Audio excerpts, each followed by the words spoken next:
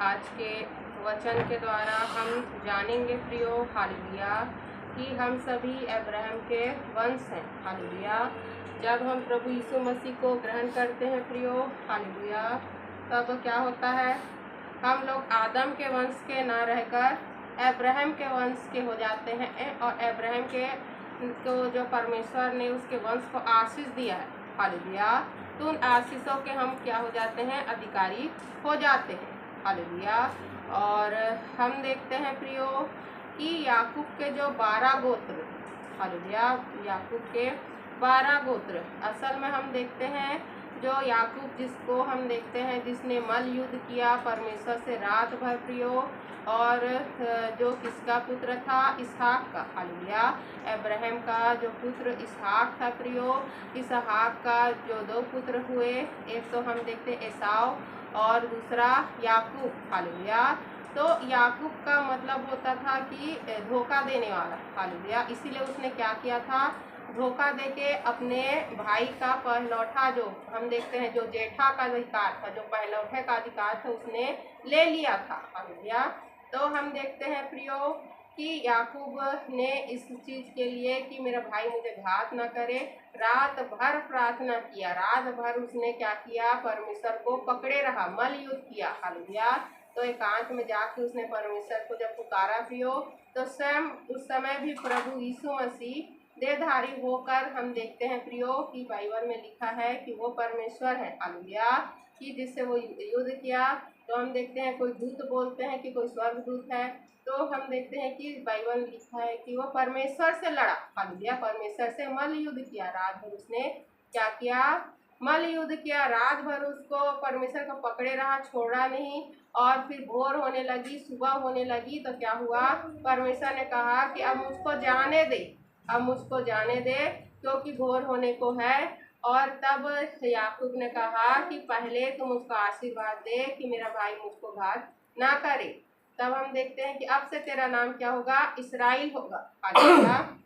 और परमेश्वर ने याकूब का नाम इसराइल रखा प्रियो, और आशीष दिया कि अब इसराइल के वंश को क्या होगा, बहुत ज़्यादा आशीष मिलेगा, जो अब्राहम इसहाक को मिला हालेलुया, वही आशीष अब मैं तुझको दूंगा, तेरे वंश को भी दूंगा हालेलुया। तो हम देखते हैं प्रियो जो इसराइल है, जो पहले जिसका नाम याकूब था, उसके 12 पुत्र हुए हालेलुया, 12 पुत्र हुए।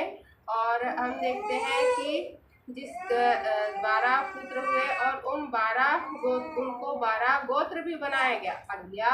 लेकिन हम देखते हैं कि सभी लोग 12 गोत्र को ही जानते हैं कि 12 गोत्र हैं, लेकिन हम देखते हैं प्रियो कि बाइबल हमको बताती है हालेलुया, बाइबल हमको बताती है प्रियो कि इसराइल के 14 गोत्र थे हालेलुया, 14 गोत्र थे, क्योंकि जो हम देखते हैं इसराइल था प्रियो, उसने अपने बेटे यूसुफ के जो 2 पुत्र थे उसे भी गोत्र में शामिल किया था हालेलुया, उसे भी गोत्र में शामिल किया था प्रियो। और जब हम देखते हैं हालेलुया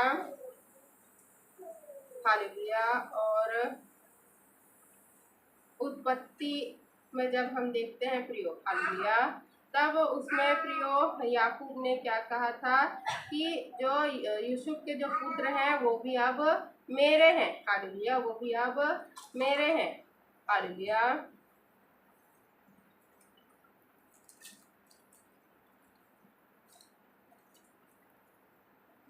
हालेलुया। तो जब हम देखते हैं प्रियो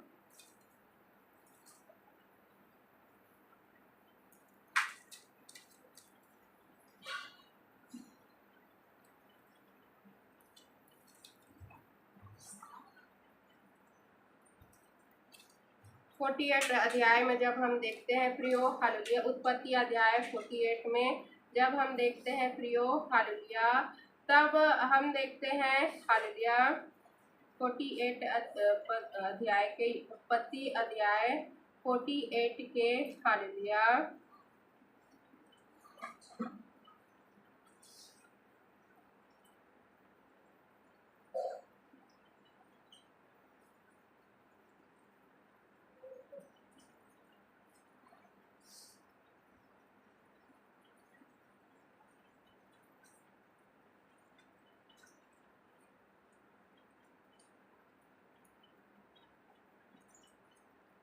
हालेलुया। और हम देखते हैं प्रियो 48 के, जब हम 17 से लेकर हालेलुया 17 से लेकर प्रियो हालेलुया, और हम देखते हैं 20 पद तक जब हम पढ़ते हैं प्रियो, 17 से लेकर 20 पद तक, तो हमको पता चलता है कि जो इस्राएल था वो अपने बेटे यूसुफ के दोनों पुत्रों को भी क्या किया, अपने गोत्र में शामिल किया प्रियो। तभी हम देखते हैं कि प्रकाशित वाक्य में हालेलुया, और प्रकाशित वाक्य में जब हम देखते हैं प्रियो, तो जो 12 गोत्र हैं प्रियो, उसमें हालेलुया जो हम देखते हैं यूसुफ का पुत्र भी शामिल है। हालेलुया, यूसुफ का पुत्र भी क्या है, शामिल है।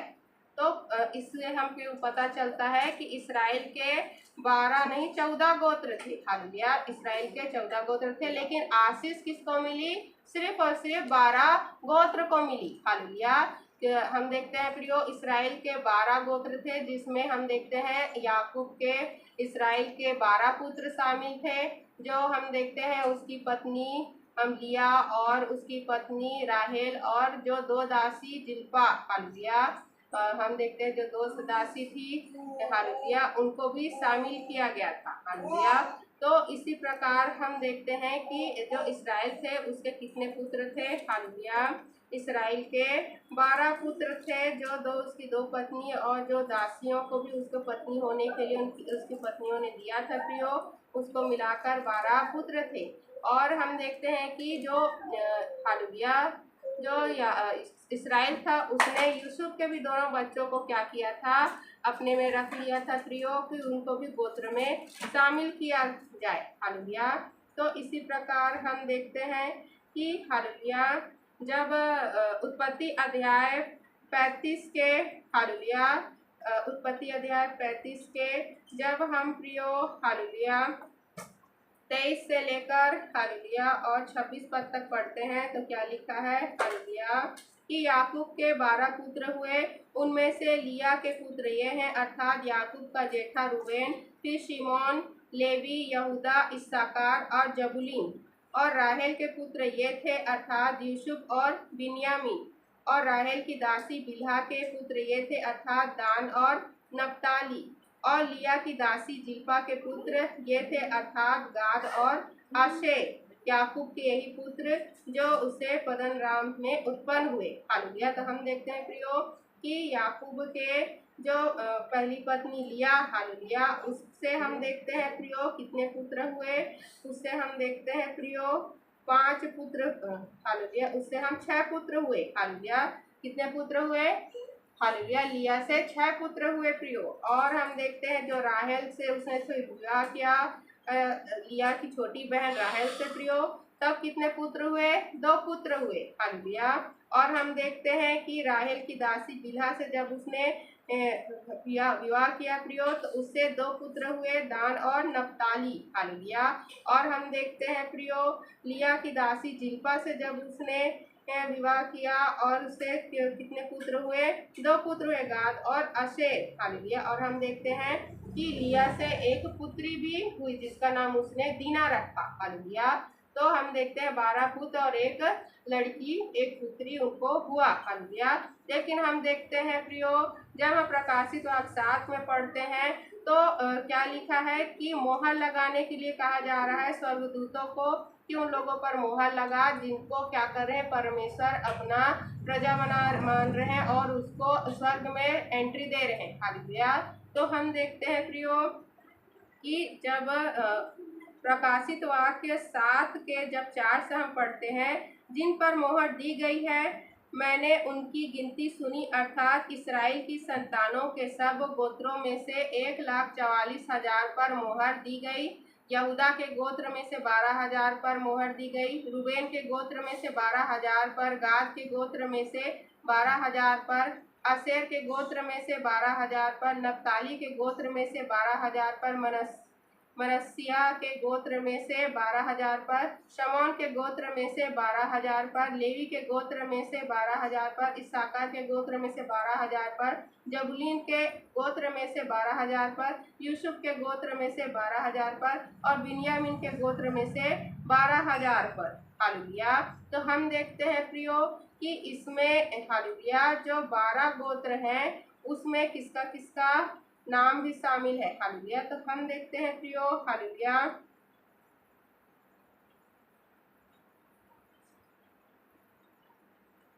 मनस्से का नाम भी इसमें शामिल है। हालेलुया। जो हम देखते हैं प्रियो, हालेलुया, किसका पुत्र था? यूसुफ का पुत्र था प्रियो। और हम देखते हैं कि यूसुफ का एक और पुत्र था जिसका नाम एप्रेम था। हालेलुया, एप्रेम था, लेकिन एप्रेम को हम देखते हैं कि उस गोत्र में शामिल नहीं किया, उस आशीष में शामिल नहीं किया। और इसमें हम देखते हैं प्रियो कि जो दासी, हालेलुया, हम देखते हैं प्रियो, हालेलुया, दासी का जो पुत्र था दान, दान भी गोत्र है प्रियो, लेकिन उसको भी इसमें शामिल नहीं किया गया है। हालेलुया।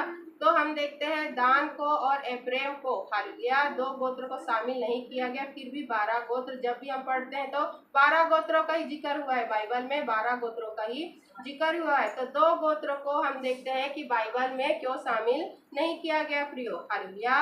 तो हम देखते हैं यूसुफ के तो 2 पुत्र थे, मनस्से और एप्रेम। तो एप्रेम को शामिल नहीं किया गया, मनस्से को शामिल किया गया। और हम देखते हैं कि याकूब के जो 12 पुत्र थे उसमें से दान को शामिल नहीं किया गया। हालेलुया। तो हम वचन से आज जानेंगे प्रियो कि दान को शामिल क्यों नहीं किया गया। हालेलुया। क्योंकि हम देखते हैं कि दान की दुष्टता के कारण प्रियो परमेश्वर ने उसको 12 गोत्रों से हटा दिया। हालेलुया। क्योंकि दान मूर्ति पूजा में चला गया था प्रियो, मूर्ति पूजा में चला गया था, इसलिए हम देखते हैं कि उस गोत्र से ही उसको हटा दिया गया और 12 गोत्र इस्राएल के कहलाए गए। हालेलुया। तो हम देखते हैं पहला राजा अध्याय 12 को जब हम देखते हैं प्रियो, हालेलुया, पहला राजा और 12 अध्याय को जब हम देखते हैं तो दान के विषय में, हालेलुया, पहला राजा और अध्याय 12 को जब हम निकालेंगे तो क्या लिखा है? हालेलुया, पहला राजा, राजाओं 12 अध्याय के 27 से 28 पद में जब हम पढ़ते हैं, हालेलुया, तो लिखा है प्रियो, पहला राजा, हालेलुया, 12 अध्याय के 27 और 28 में, हालेलुया, यदि प्रजा के लोग यरूशलेम में बलि करने को जाएं तो उनका मन अपने स्वामी यहूदा के राजा रहूबियाम की ओर फिरेगा और वे मुझे घात करने यहूदा के राजा रहूबियाम के हो जाएंगे। अतः राजा के ने सम्मति लेकर सोने के 2 बछड़े बनाए और लोगों से कहा, यरूशलेम को जाना तुम्हारी शक्ति से बाहर है, इसलिए हे इस्राएल अपने देवताओं को देखो जो तुम्हें मिस्र देश से निकाल लाए हैं। हालेलुया। तो हम देखते हैं प्रियो कि 29 पद में उसने एक बछड़े को बेतेल और दूसरे को दान में स्थापित किया और यह बात पाप का कारण हुआ क्योंकि लोग उसमें से एक के सामने दंडवत करने को दान तक जाने लगे और उसने ऊंचे स्थानों के भवन बनाए और सब प्रकार के लोगों में से जो लेवी वंश न थे याजक ठहराए। हालेलुया। तो हम देखते हैं प्रियो, हालेलुया, कि दान क्या हो गया था? हालेलुया, मूर्ति पूजा में चला गया था और मिस्र के जो भी वो देवता लेके आए थे प्रियो उसको वो मानने लग गए थे। हालेलुया। और उसको बलि भी वो दे रहे थे। इसके वजह से क्या हुआ प्रियो, हालेलुया, कि उस समय जो राजा रहूबियाम था उसने कहा कि मिस्र से तुम देवता लेके आए हो उसी को ही तुम मानो। हालेलुया। और उसी में ही बलि करो। और दान भी क्या हो गया था प्रियो? मूर्ति पूजा में चला गया था, जिसके वजह से क्या हुआ, जब हम परमेश्वर को भूल जाते हैं प्रियो और अन्य देव देवताओं को मानते हैं तो हम जिस प्रकार दान को क्या किया गया, दान को गोत्र से हटा दिया गया, तो वैसे ही परमेश्वर भी प्रियो अपनी प्रजा से के लिस्ट से प्रियो हमको हटा देते हैं। हालेलुया। और दान के बारे में उसके पिता ने पहले ही भविष्यवाणी किया था प्रियो। हालेलुया। कि हम जब देखते हैं 49 उत्पत्ति अध्याय 49 के जब 16 और 17 पद में हम पढ़ते हैं, हालेलुया, तो क्या लिखा है? हालेलुया, दान के विषय में लिखा है प्रियो कि ये क्या होगा, एक नाग होगा। हालेलुया, जो क्या करेगा? हालेलुया, डसेगा। हालेलुया। तो हम देखते हैं कि याकूब जब मरने पर था प्रियो तो पहले से ही परमेश्वर ने उसको ये बता दिया था कि जब हम 49 अध्याय उत्पत्ति 49 अध्याय के जब 16 और 17 पद में लिखते हैं, दान इस्राएल का एक गोत्र होकर अपने जाति भाइयों का न्याय करेगा।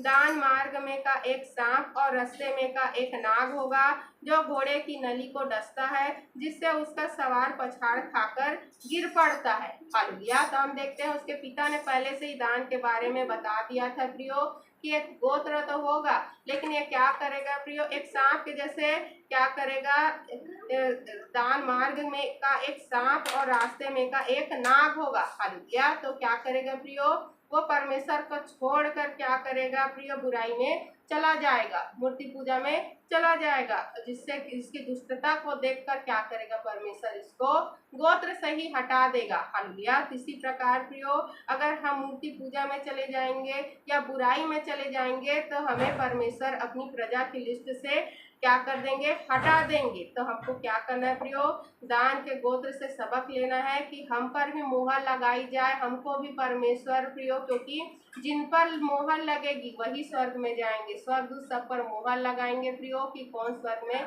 जाएगा। इस मोहर से ही पता चलेगा प्रियो कि ये मेरा प्रजा है, ये मेरी संतान है, क्योंकि विपत्ति जब परमेश्वर भेजेंगे प्रियो, हालेलुया, तो स्वर्गदूत सभी पर मोहर लगाए होंगे, और उस मोहर के द्वारा प्रियो जो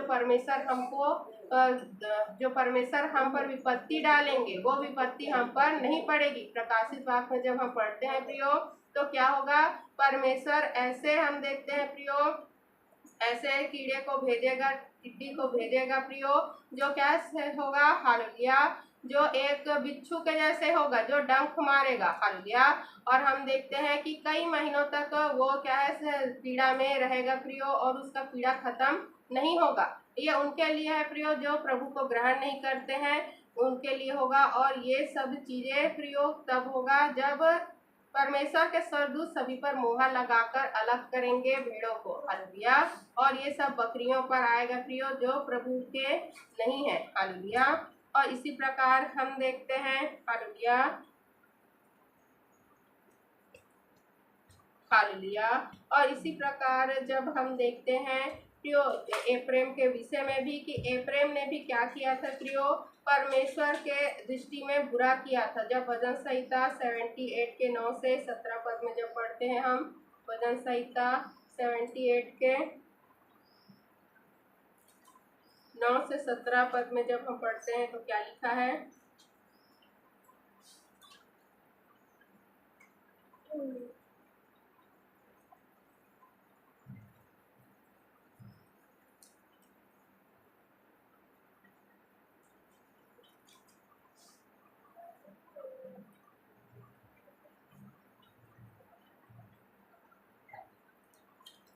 हालेलुया।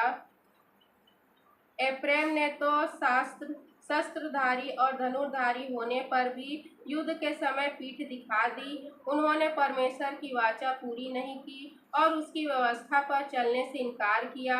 उन्होंने उसके बड़े कामों को और जो आश्चर्य कर्म उसने उनके सामने किए थे उनको भुला दिया।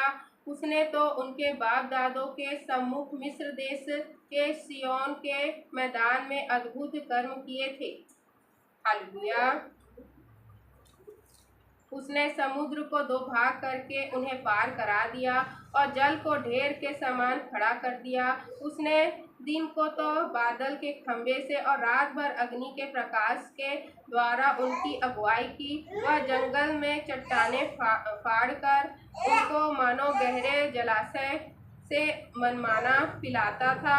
उसने चट्टान में से धाराएं निकाली और नदियों का सा जल बहाया, तो भी वे उसके विरुद्ध अधिक पाप करते गए और निर्जल देश में परम प्रधान के विरुद्ध उठते रहे। हालेलुया। तो हम देखते हैं प्रियो एप्रेम के बारे में, हम देखते हैं प्रियो की भजन संहिता में क्या लिखा है। हालेलुया। कि एप्रेम प्रियो ऐसे, जबकि उसने परमेश्वर के प्रियो अद्भुत चिन्ह चमत्कार को देखे थे जो परमेश्वर ने मिस्र देश में किए थे प्रियो, यहाँ तक कि लाल समुद्र को जो दो भाग करके रास्ता परमेश्वर ने बनाया था प्रियो, कि वो समुद्र से होकर प्रियो उस वहां पर जाए जहाँ पर परमेश्वर उनको ले जा रहे थे।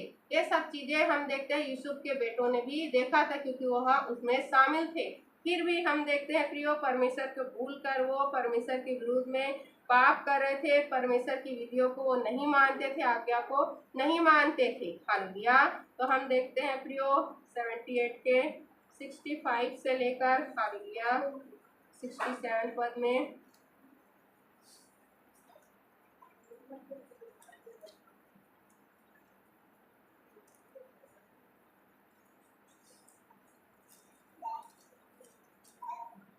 तब प्रभु मानो नींद से चौंक उठा और ऐसे वीर के समान उठा जो दाख मधु पीकर ललकारता हो।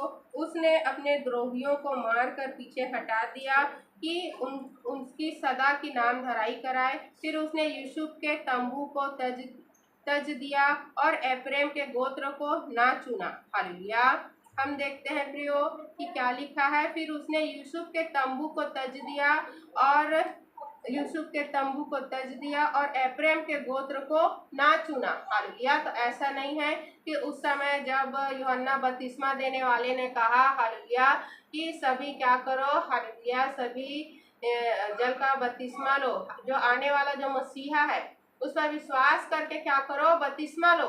यूहन्ना बपतिस्मा देने वाला क्या कह रहा था कि जो आने वाला है, क्योंकि वो प्रिय प्रभु यीशु मसीह के बारे में बता रहा था कि मसीहा आने वाला है और उस पर विश्वास करो और जल का बपतिस्मा लो।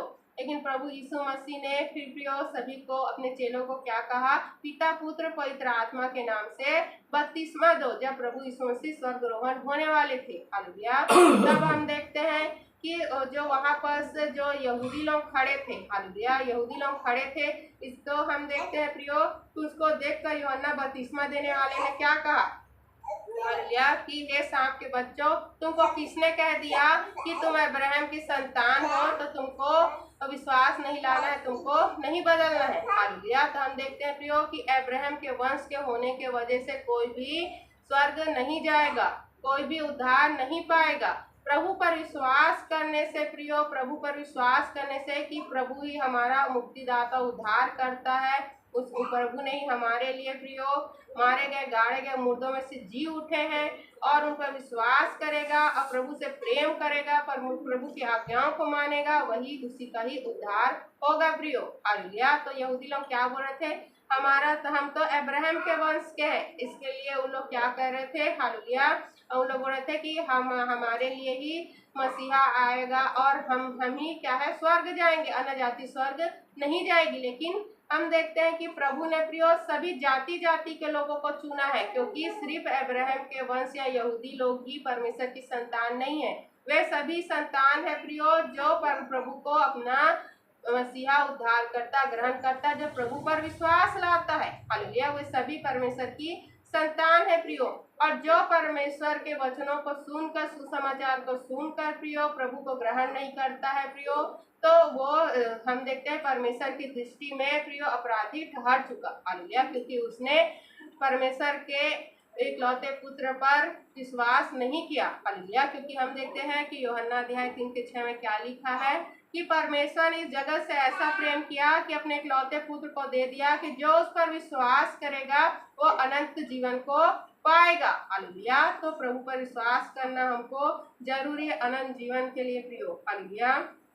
तो इसी प्रकार हम देखते हैं एफ्रेम भी जब परमेश्वर की आज्ञाओं में नहीं चला प्रियो, और हम देखते हैं बुराई में चला गया, तो उसको भी अपनी प्रजा से परमेश्वर ने हटा दिया प्रियो। अब हमें परमेश्वर ने चुना है प्रियो, और चाहते हैं कि अब हम परमेश्वर के प्रजा में शामिल रहे और हमारा नाम ना काटा जाए। तभी है जब हम प्रभु का अपना मसीहा उद्धारकर्ता ग्रहण करेंगे। तो यूहन्ना बपतिस्मा देने वाले ने क्या कहा प्रियो कि जल का बपतिस्मा लो और उस विश्वास के साथ उस मसीहा पर विश्वास करो। हालेलुया कि वही हमारा उद्धार करेगा। हालेलुया वही हमारा उद्धार करता है। हालेलुया।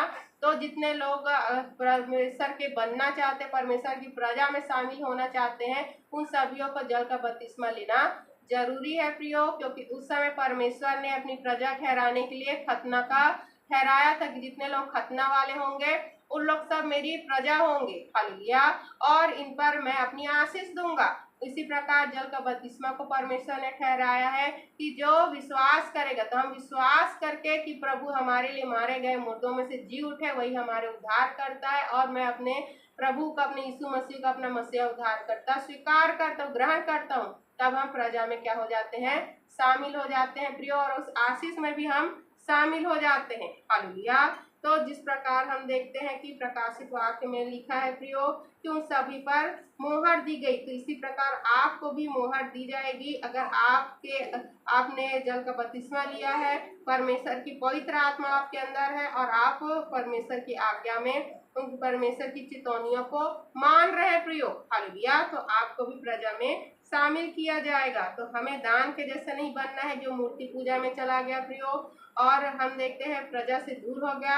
हमें एफ्रेम के जैसे भी नहीं बनना है जो क्या है, दुष्टता में और बुराई में क्या हो गया, बहुत आगे हो गया और परमेश्वर को भूल गया, जबकि उसने परमेश्वर के चिन्ह चमत्कारों को देखा था, हालेलुया, जो मिस्र में हुआ था प्रियो, हालेलुया। तो हम देखते हैं कि 12 गोत्र, जैसे प्रियो 14 गोत्र में 12 गोत्र रहे, 2 को हटा दिया गया, तो हमें भी परमेश्वर के प्रजा में शामिल रहना है, हालेलुया, हमें परमेश्वर को नहीं भूलना है, हालेलुया। तो हम देखते हैं हालेलुया वचन के द्वारा कि हमें क्या करना है प्रियो, हालेलुया, अब्राहम के वंश का होना है, और हमें क्या करना है, परमेश्वर को पूरी रीति से ग्रहण करना है। ऐसा नहीं कि आधा अधूरा सिर्फ आशीष के लिए हम परमेश्वर के पास आए, बाकी समय हम इधर उधर अपने मन को लगाएं। हमें पूरा पूरा मतलब पूरा अपना 100% पूरा किसको देना है, परमेश्वर को देना है प्रियो, क्योंकि आपको इसीलिए बनाया गया है, सिरजा गया है, आपको इसीलिए परमेश्वर ने अपनी संतान बनाया है कि आप पूरा पूरा होके किसके रहो, परमेश्वर के रहो, हालेलुया। पढ़े गए, सुने गए, समझाए गए वचनों पर ढेरों आशीष हमें देने के लिए हम धन्यवाद करते हैं परमेश्वर का। दुआ से प्रार्थना को प्रभु यीशु मसीह के नाम से मांगते हैं, आमीन।